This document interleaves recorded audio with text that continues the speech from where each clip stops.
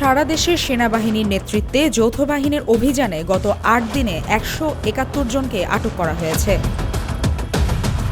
অভিযানে সন্ত্রাসী, মাদক ব্যবসায়ী, মাদকাসক্ত, ডাকাত দলের সদস্য, কিশোর গ্যাং ও চোরা কারবারি সহ সন্দেহভাজন অপরাধীকে হাতে নাতে আটক করা হয়।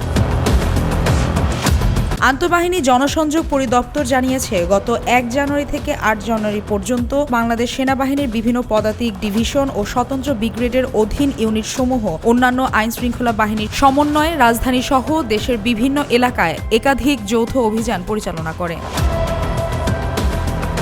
অভিযানে আটক ব্যক্তিদের কাছ থেকে ২০টি অবৈধ আগ্নেয়াস্ত্র, ১৪৯টি বিভিন্ন ধরনের গোলাবারুদ, ১০টি ককটেল, ধারালো অস্ত্র ও মাদকদ্রব্য উদ্ধার করা হয়েছে। পরবর্তী আইনি কার্যক্রম সম্পন্নের জন্য আটক ব্যক্তিদের সংশ্লিষ্ট এলাকার থানায় হস্তান্তর করা হয়েছে বলে সংবাদ বিজ্ঞপ্তিতে উল্লেখ করা হয়।